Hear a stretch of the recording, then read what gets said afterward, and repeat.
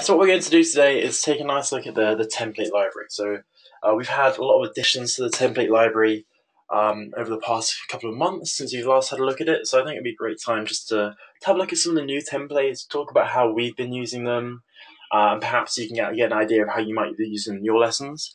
I'd also be really interested to hear if any of you have any questions about how to use particular templates. Perhaps there's one that's been kind of eluding you. Strikeout, that's a difficult one. If anyone has any questions, please put it in the chat. I'll be really happy to help. But with that in mind, what we're going to do is just start now. So I've got enough everyone's to join. That's fantastic. So for those of you who aren't familiar with the authoring tool with Ed and with Ed's templates, I'm just going to give you a brief overview. In Ed, every lesson is made up of a number of slides, and each of those slides does a different thing based on what template you've applied to it. So Ed's templates aren't like a really restrictive thing where you apply a template to a whole lesson. You've got the video lesson or the test lesson or that sort of thing. It's nothing like that. It's really versatile what we can do. Because we've got so many templates, as you'll kind of see as we're going through this, your lessons can really be, as you want them to be. So right here now, we're in the authoring tool. We've gone straight into the authoring tool, and we're looking at all of the available templates. This is the template library.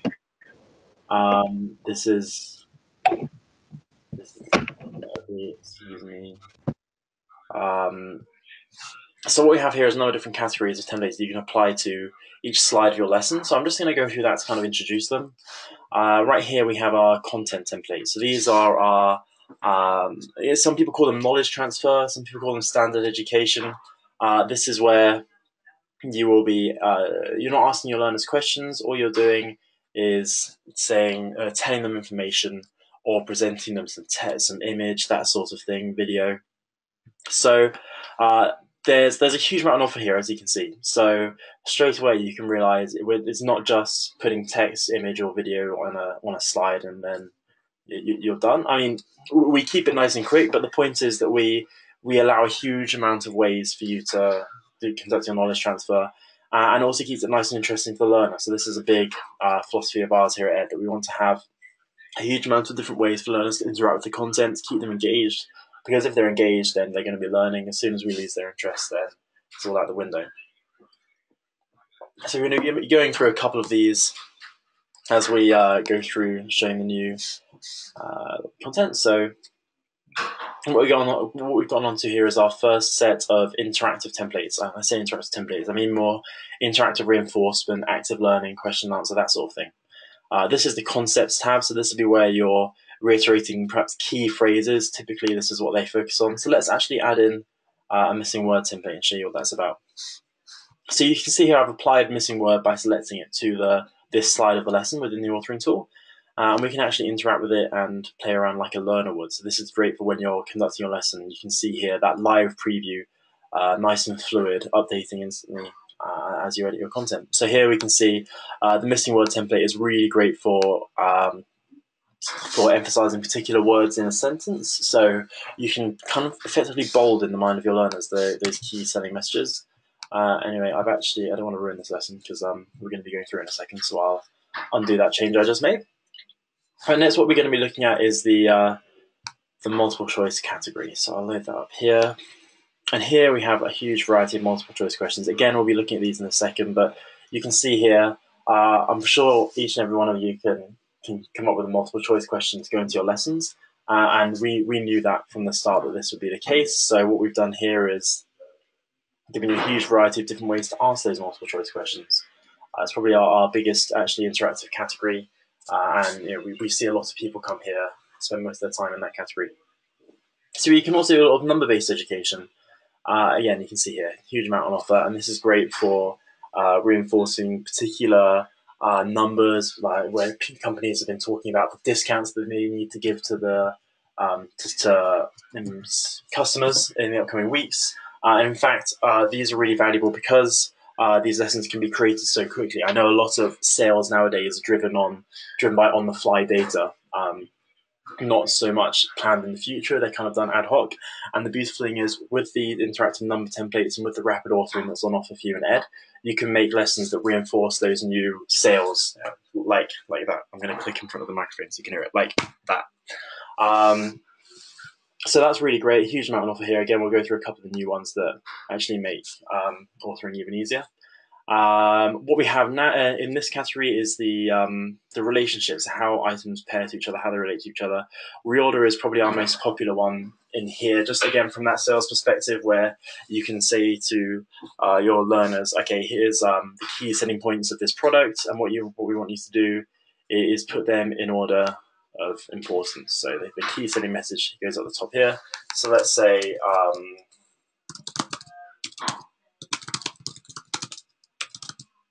and I'm not going to do the rest, but you can see what I mean. So the learner arrives on the slide, we come in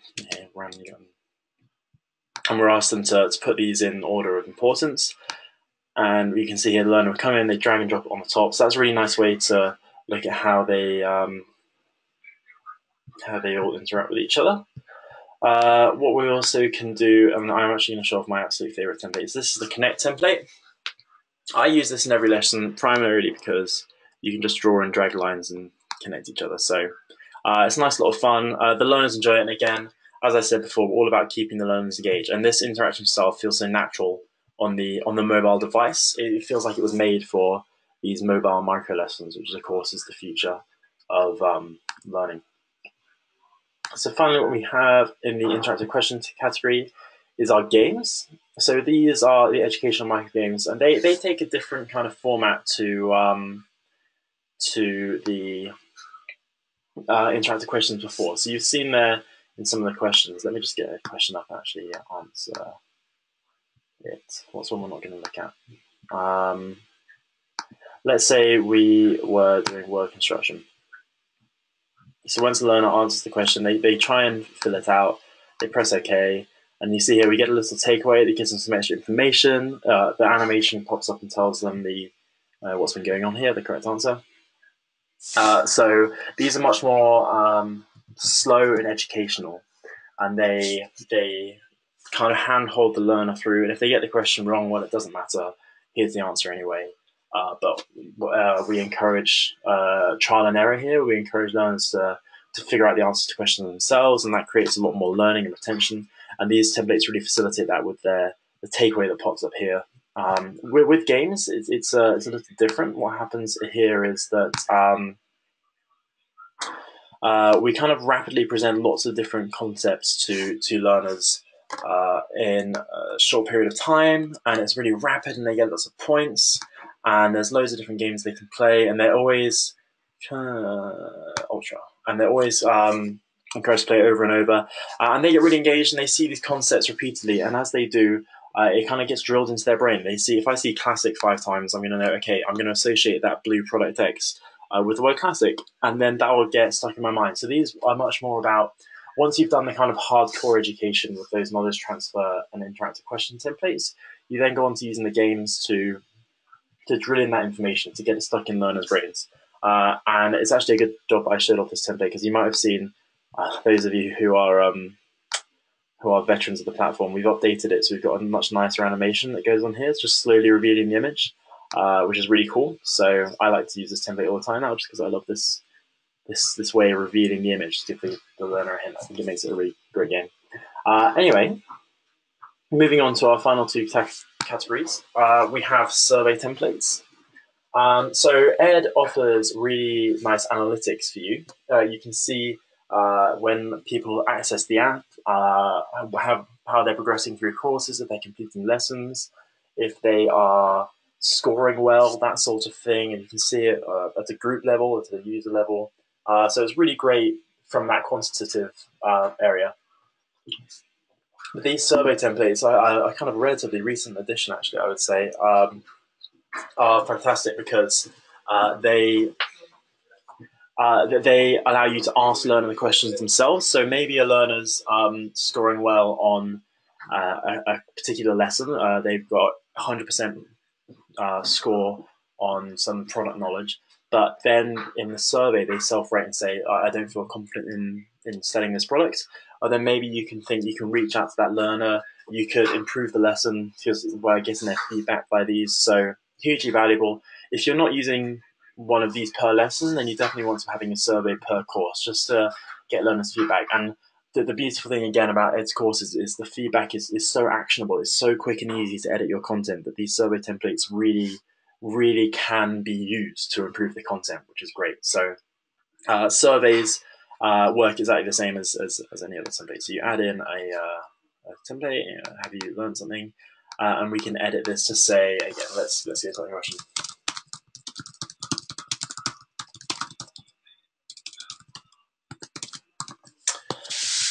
So here, and then the learner responds like a survey. So really valuable, really valuable. You want to be using these industry courses. Finally, we have advanced. We have the advanced section. I'm going to talk about question pool later, go into more depth there, so we won't cover that now. What we have also here is the AICC and SCORM slides. So again, for those of you who are e-learning industry veterans, what this will mean to you is that any existing e-learning that you have in SCORM or AICC packages can be hosted in Ed and delivered over Ed, which is great news for you because it means it's really easy to transfer to our great system. Similarly, all Ed lessons can be exported into SCORM packages, so you can do all your authoring in Ed, then host it wherever you like. And we also have the external URL template. So let's say there's a particular web page that has a lot of fantastic content that you want to point learners to in the lesson, then you can just add the URL template and display that. So that's kind of overview of all the templates. What we're going to do now is kind of have a bit of a deeper dive into these new templates, talk about what we use them for, show them off, that sort of thing. I'm just going to pause here to see if there's any questions. I feel like what I'm going to do, and stop me if you feel like this is the wrong way, what I'd like to do is just go and show you the templates working and talk about how I use them in lessons. And then again, if you want to see me making one of them, editing a template from scratch, then put it in the chat and I will happily do that. But otherwise, we will go ahead and get started. So this is the comparison template. And straight away, I guess I'll show you the interaction that a learner can do. You can see here, you can drag and compare two different images. Now, what I've used it for here is to kind of bridge a gap between two different concepts and almost talk about going to the new from the old. I use it for that quite a lot, just to bridge between new concepts. Say, okay, this is the old concept, now look at the flashy new concept underneath. Configuring the template is really simple. You just upload those two images you want to compare, and we have the text underneath. Again, it's a nice, fun, interactive way. Let's say, beforehand, what you might have said is just here's two images, just look at them, compare. But it's kind of fun. We see learners doing this, dragging around and comparing the image like that. And when the learners can have fun, they're more engaged. It's nice. Along the same lines, we have a scratch reveal, which I'm going to show you now because it's configured in exactly the same way, which is great because once you've learned how to use one, you've learned how to use the other. And it can be used for a similar purpose. But again, having these variety of interaction styles achieving the same purpose is really useful because it means that your learners are never going to be bored. You're not starting every lesson with a comparison template. You have the scratch review as well. So let's show it in action. Again, nice and fun. This is one of those templates that whenever I add it in, I always want to have a play around with it first before I finish the webinar. So what that does is it just behaves the same as a scratch card. The learners scratch away the top to reveal the image underneath. And this is, again, an interaction that feels so natural on the mobile device that you really learners really enjoy using it. It feels great when you reveal the image below. What I like to use it for more is to do dramatic unveilings. Again, this is something that you can do if you have the time to create these really nice, beautiful lessons. What you can do is drag across and kind of unveil content. So with the comparison, that the learners, they're swiping across to get the information, you can have that shadow appear over the top. It's really simple to do with something like Photoshop or any image editing program that you might have, or any designer that might be in your employ can get this going for you, so you can have a nice unveil here. It gives a bit more, how do we call it? I don't want to say pizzazz, but it makes it fun. It makes it more dramatic, a dramatic reveal. It gets your learners hyped, or at least it puts that kind of emotion on the lesson. So it's a cool, fun way to unveil new information if that's what you're going for. And exactly the same, it almost feels more natural for the scratch to reveal template to scratch off and literally reveal what's underneath. I would say that when you are using comparison, it almost, to me, it always feels like, maybe it's just this is because how I use it, but it feels like you're always kind of looking at the old and then unveiling the new. But you can tell Ed to start the bar in that particular area. So this is when the bar starts in the middle, it's less like you're unveiling something new. It's more like you are just comparing those two highly related images or concepts. So you can also, it doesn't have to be an image. You could have lots of text here too, and you can unveil that and get more information. But I want to stick with that pretty cool image comparison. So the next thing we're going on to, again, this is one where you kind of, I would say you need to have design resource, a designer on hand to help you use this one. So I'm going to put my mouse over the template, and you can see here the images are kind of following the mouse and scrolling around. So what happens is this template uses the smartphone's gyroscope to decide how to display the images. And for non-technical people like me, what it means is the phone can tell when it's being moved around, and the images move around in tangent with how the phone is being moved around. For any of you who have iPhones, you might see it on the lock screen. Anyway, so this is a really nice way to, again, add a bit of glamour to your lesson, make them nice and pretty. And if they have this kind of production value, then learners feel good about it. You know, anything that makes it kind of sleek and shiny makes it feel modern and cool, and learners want to, they want to take part in it more than ugly lessons.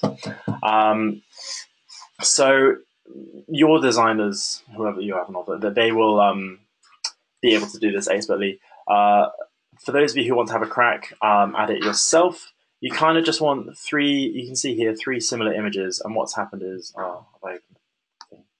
so what's happened is they're all displaying kind of over each other. This one is at the front, this one's at the back, and I've added some shadow over the images, and I've blurred them a bit to help add to that perspective feel.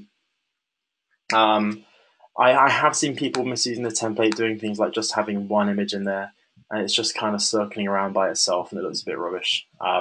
So don't use the parallax for anything other than having a cool parallax effect. I really don't recommend just displaying one image there. There's plenty of other templates that can do it a lot better. So that's what I feel about parallax. It's beautiful, really cool if you can use it. You feel great. It makes your lessons really swish, but difficult to use. So next one we're going to look at is image map. This one is similar to image waypoints that you might be familiar with. And let me just actually add an image waypoints to the lesson so that we can compare the two. This is similar to Scratch to reveal a comparison. Very similar configuration style, but a different way to interact. So you can see here in image waypoints, you tap in and you get to zoom in on the image, and you get a little piece of text. So you can configure where on the image is zoomed in and how much the image is zoomed in on. So let's say here, I just save that. What will happen is, yeah, if you see the dot has moved from here to there, we tap in and it zooms really far on this little bubble. So that's how image waypoints work. Image map is different in that you can see here the display obviously straight away is different. It's that large square, which you can see here. I'm going to open up this region. So instead of a dot displaying in the middle of the zoom area, it's a box displays around the sides. I quite like that just so that it doesn't interfere with the image so much. But also the unique thing is that when you tap into an area, a new image displays. You're not zooming in on the original image. So this has a number of benefits. You can be a lot more creative. You can create really pretty content, and you can add more supplementary images to back up the points that you're making. So that's really nice. Small downside is that it's going to take longer for you to do. So image waypoints, you upload one image at the start and you're done. I mean, you have to set up the waypoints and text and stuff, but you're done. With image map, you've got to create unique images per waypoint, which might be an issue if you're not too competent in image editing software or you don't have that design resource to hand. But I really like this template. Something also that's we're kind of introducing a template like this is you can have unique narration per section, which is really cool.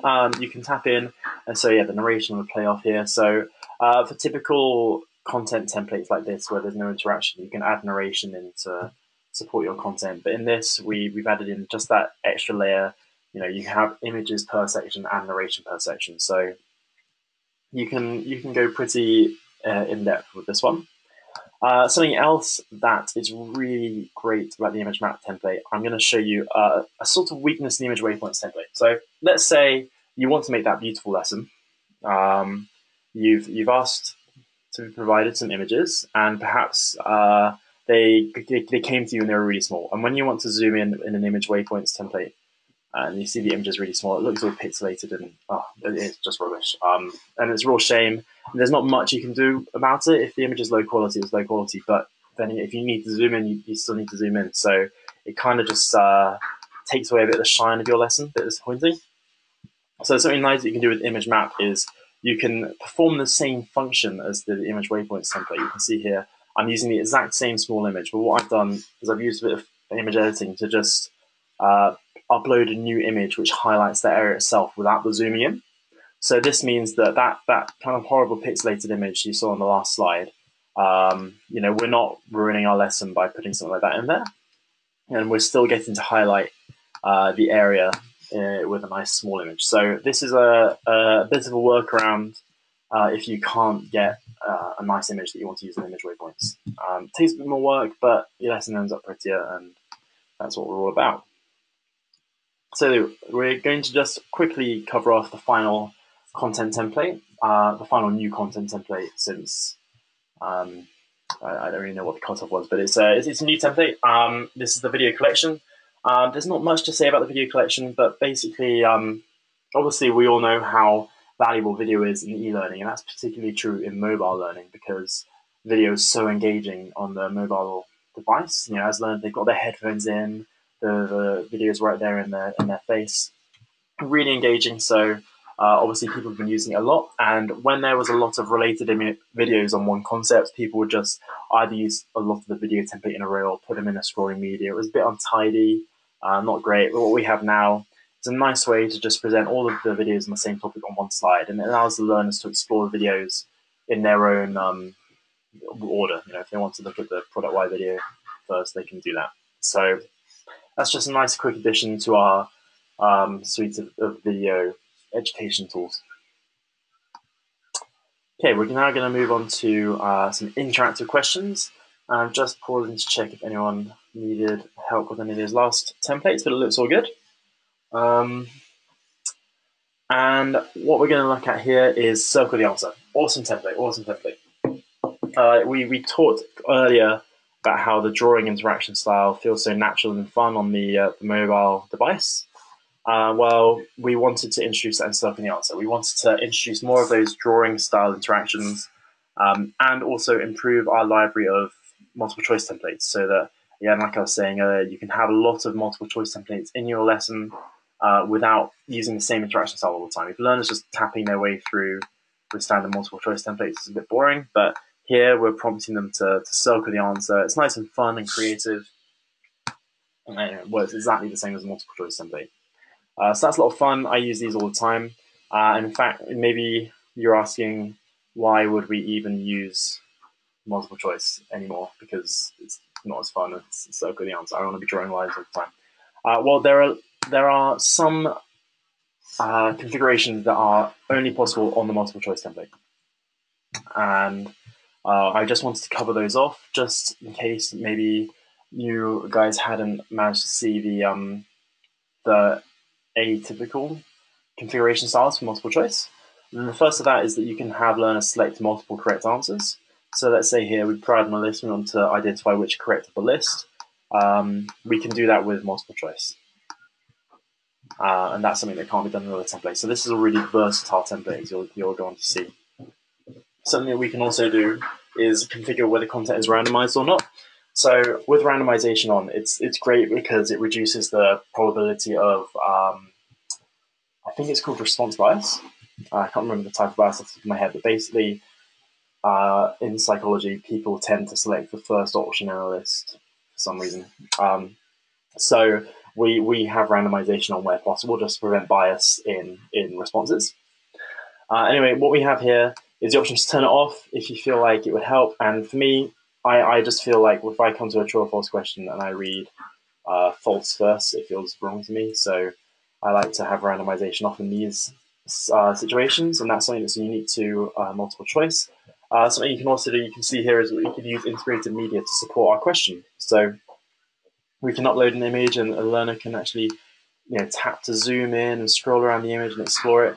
So you can have questions that are based on images or video, that sort of thing. You can have content based around that integrated media within the question. So really, really nice way to help the learner with the questions and that sort of thing. Also, something we can do, all of the above. Very popular style of question, and Ed allows you to have all that randomization turned on, and so we're reducing that response bias, and we're still having the option of all of the above. So what I mean by this is that all of the above is always stuck to the bottom. You can see as I'm editing this, these three items here are going to be shuffling around, but all of the above always sticks to the bottom. We won't need shuffling anymore. There we go. So that's great. What this crucially does is it allows you to have a really good all of the above questions, again reducing that response bias. So another variant of the multiple choice style question we have is that carousel. And this is where learners can swipe through a list of potential answers and select which one they think is right. So this one, again, it's kind of less popular than multiple choice or circle the answer. And what's its purpose? It's exactly this. You can see here we've got a selection of 3 different lists. So if I tried to include all of this on a multiple choice style template, it just wouldn't fit on the screen. It would get bunched up and it would look kind of ugly, and it's the rest of my answers are all down there. So when you want to ask a question pertaining to which list is the correct list, carousel is your go-to, but also it's valuable to include just because of the spicing up the interaction styles that the learner goes through the lesson. Okay, moving on, we're going to our number section. So I was fighting for this template for an awful long time. I enjoy maths in my spare time. I'm a bit of a nerdy guy like that. I'm interested in maths, but I did not enjoy every time I used a number template. I had to break out the calculator. That's a bit of a first world problem, isn't it? Just having to type numbers in a calculator, but it still annoyed me. So what I mean by that is, say we have this question here.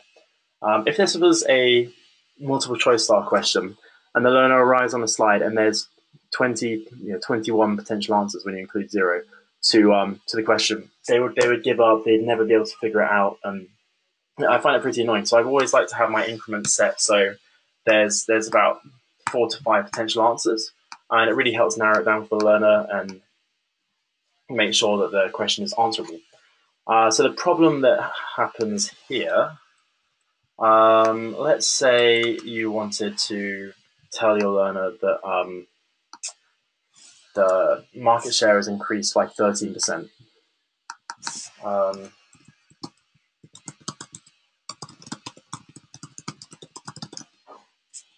So as 13 is a prime number, it's pretty hard. Well, it's impossible to have a nice increment that works for your content. The increments can either be 1 or 13, and then you get things like having 26 on the right hand side and 52 down here, and it just it doesn't make sense. It doesn't work. And you still, even when you're not working with prime numbers, you have to do, ridiculous common denominators maths in it. Well, anyway, it kind of sucks. But what we have now is the fantastic dial distribution template, and this is great again just for that rapid authoring, because what we have on offer here is all you have to do is type in the number, and it puts it on the dial for you. So no more worrying about thinking of how many numbers or what number does it need to start on and finish on, what do the increment need to be, what am I including. You can have any number you like on the dial, no questions asked. So you can see here we have a nice collection of prime numbers and 100 and 0. I don't know if 0 prime. On the dial to show that off. What we can also do is change how the content displays. Honestly, I wouldn't worry about this. I leave it on linear all the time, just to show you what it can do. We can increase the distance between items logarithmically, and we can have them equally spread out over the dial like this. But again, linear works best, in my opinion. So that's a great addition to our number template category because it's so quick and easy. What we also have, and this is really my favorite. This is the number sentence template. So you can see here, product Z is launched in press or whatever, and you can tap through to cycle and change the number that displays in the sentence, and it has that really nice animation bouncing along like that. And you can say which number is correct. You can have decimal places, that sort of thing. I really like it, not only because it's an interesting way to ask a number question. It's not just which is the correct answer. The learner has to identify the correct statement, and we can have things like 100 come in. You can see there the animation really nicely plays up as 1,000. So I really enjoy this template. The other great thing is it's just so simple. You put the hashes where you want the number to go in the sentence, and then you put your number in. So yeah, I really recommend using this template. I think it's a lot of fun, and learners enjoy it again because of that nice high quality animation that you don't have to put any effort into making. It's already there in the template. So next is more examples of number sentence. So now we're moving on to our games. And what I want to show you here is the Find a Word template. So this is our latest addition to the games offering. What we have here, it's one of those games that's more thought-provoking. It's more like a question even, where the learner has to go through and try and find the correct answers or the correct words in here, in the grid. So this is a nice kind of light-hearted way to add some reinforcement to your lesson, to have learners search out content. So this is our newest template. It's about 2 weeks old. So the way I've been using it, you don't have to have a timer on this template, but I always put a timer on it. And this, for me, this is because I feel like there's a risk of killing the tempo of the lesson. We are making micro lessons here, and if we let them sit on a crossword or a word search for 5 minutes, it kind of loses momentum. Maybe they're forgetting things. Maybe we want them to kind of empty their mind. We'll put a word search at the start of a set of questions, and then it's like a palate cleanser of the brain. But no, I like to have a timer on there. I like to do it as a fun way to introduce new concepts. So I might say, okay, think about this product and its key selling points. Find as many as you can on the next page, and it's super simple like that. So that's how I use this template. Basically, if you're wanting to use this template, really, really simple to use. All you have to do is just pop in those words here. But I recommend always having a timer on it. That's my recommendation. It's a nice fun way to do that. So finally, we're going to look at question pool. So a question pool, as I'm sure you've guessed, allows you to present a random question from a pool of questions, or any number of random questions actually. So I can see down here that right now I've asked it to send up 4 questions from the pool of questions that I've configured. So obviously the best way to use this template, the very top level, is to create tests. So not when you're doing your education, obviously, or when you're coming to the end of the course and you want to make sure the learners understood everything. You create a test lesson, which is a question pool, it presents a random assortment of 15 from a pool of 30 questions. And this way you can guarantee that when a learner, if they happen to have to repeat a test, because they failed the first time, when they go through, they're not learning how to answer the questions because like the position of the question or they remember that question. They're still being tested on their knowledge. So that's a really valuable use of the question pool. I also use it a little bit just to create some variety. That variety, if you have time, is also nice and fun in standard education lessons, but it's not required. It's not required. You don't need to have question pools in your content. And also, for me, I would only use question pools and tests, and this is because I think that if you're spending too much time making a pool of questions for your standard interactive learning, you're not sure what they're being shown. When you're teaching them, I feel like you want to have more control over what they see. You want to know that they've seen that interactive reinforcement. Whereas the randomization, I don't think that cuts it, and it just takes up too much of your time to create all these questions where you could be perfecting the lesson or moving on to making the next lesson, that sort of thing. I do think it's useful for creating tests, though, which is how I use it. So I'm just going to go and edit the slides because I say that it takes a while to add in the questions. Something nice you can do when you go to add a new slide here, you can see because it throws up a random pool of questions. What we do is we block the use of content, game, and survey templates because these aren't really questions to go in a pool. And you can't have a question pool of question pools. So it's you get to randomly assign learners any number of questions from these. But what you can also do is import content. So what I'm going to do is you can see here I've got a load of questions from this lesson, but let's say I wanted to create a test which was based around this Spotify lesson we had. What I can do is I can say, okay, slides 1 to 10, insert 10 slides, but it's not going to allow me to insert the content template. So it's just taken all of these interactive questions that are from that lesson. So let's say if you wanted to make a test nice and quickly, what you can do is you can just say, okay, at the end of the course, I'll throw in, I'll import all the questions I've included in my lessons up until now. We'll present a random assortment of 5. And you can do things like you can configure on the lesson dashboard that the learner needs 80% score to pass. And that's you done. So I guess I start off by saying it takes a bit too much time if you are doing in every lesson, but if you wanted a test done nice and quickly so you can get cracking on your next lesson, there's an easy way to get it done using the slide importer. And you can see down here, this is where you decide how many questions to present. We do have a couple of different scoring methods available. I would just ignore those. They're early iterations of new versions of scoring that we're offering. Slide scoring is all you need, and basically what that does is if a learner answers a question right, they're rewarded with their points.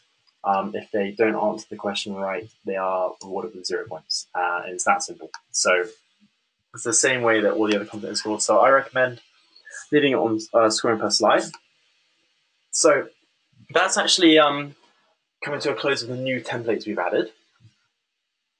So what I want to look at now is we're getting close to wrapping up the webinar. It's coming towards the end.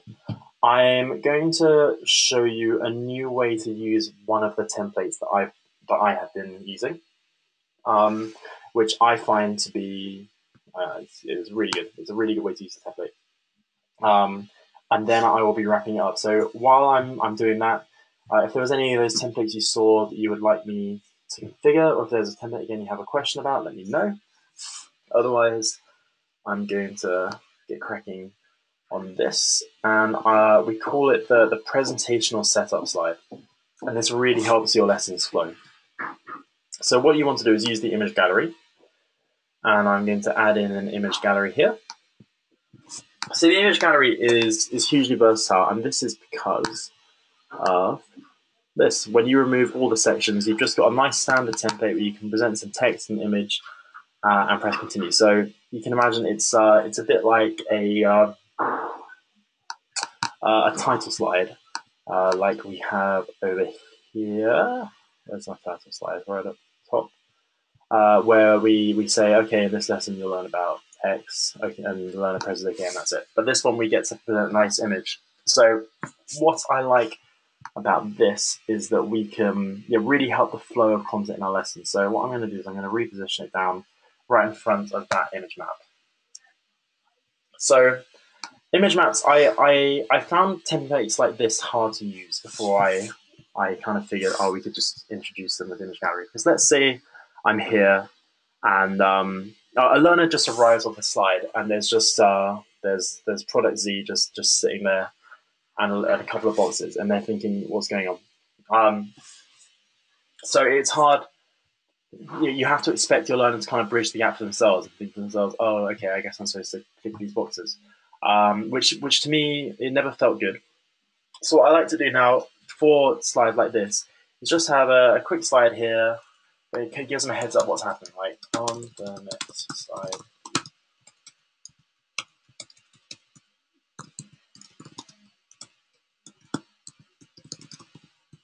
And let me just get a nice image that could go in there.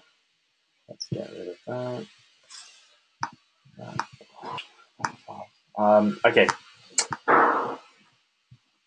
So you can see here, we've put in a nice image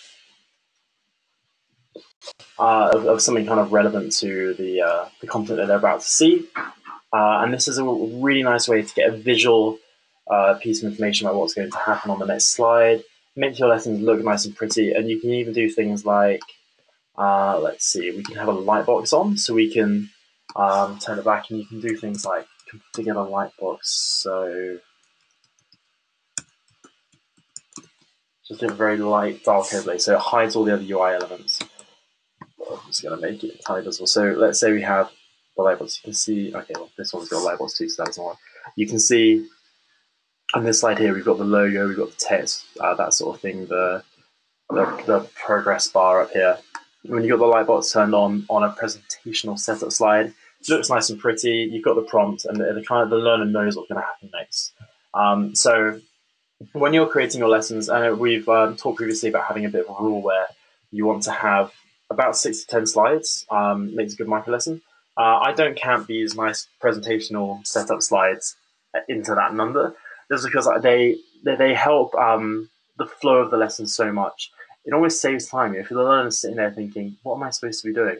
It loses time as they're trying to figure out stuff. Whereas if I add in a quick cheeky slide like this that says, hey, on the next slide, you're going to tap to explore all these different sections, then they feel good about that and they're ready to go. I use them all the time. So templates I would use them in front of, obviously we've seen here, image map.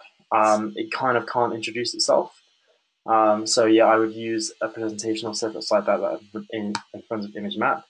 Similarly, image waypoints, it's just the same thing. The learner arrives, and if you haven't told them what's going on, they're thinking, okay, I guess I'm supposed to click those dots. What else? Things like find a word. So you might, because the actual word search here takes up quite a significant area of the screen, you don't have a huge amount of area to talk about the words.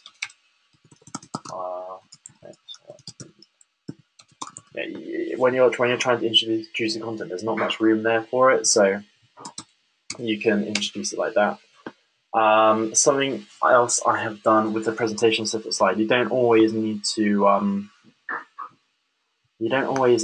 have some kind of image that's relevant to what's coming up. And I'm just gonna pause the screen for a second so I can find the file that I'm talking about. Well, what I've done is create an image that says, "Oh, like the game round or the game's coming up."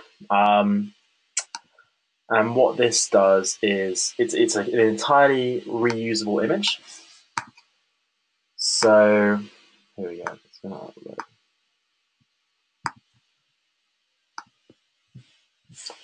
So we'll see here once the image is finished uploading. We introduce learners to the fact that on the next couple of slides, it's going to be a quick game. And the beautiful thing about images like this is they're so reusable. So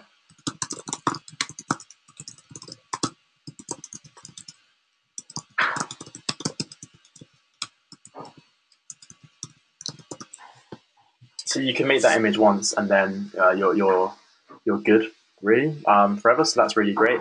So I use this when I'm about to transition from standard education into a collection of games or something like that to really help the flow of the lesson go smoothly. That was the last thing I really wanted to cover in this webinar. I hope you found the introduction to these new templates useful. As always, if you have any questions, I'm available on adam@edapp.com, which I've just put in the chat. Something else you might want to check out is the Ed Academy, which is loading up now. So we put up a nice lot of articles about how it works. We have things like the changelog, which is super useful. And so you can see all the new updates. You can get information about these templates. So there's a lot of changelogs. Here we have guides on things like how to use the image map, how to configure course completion certificates, really nice automated certification. We do have one for the presentation.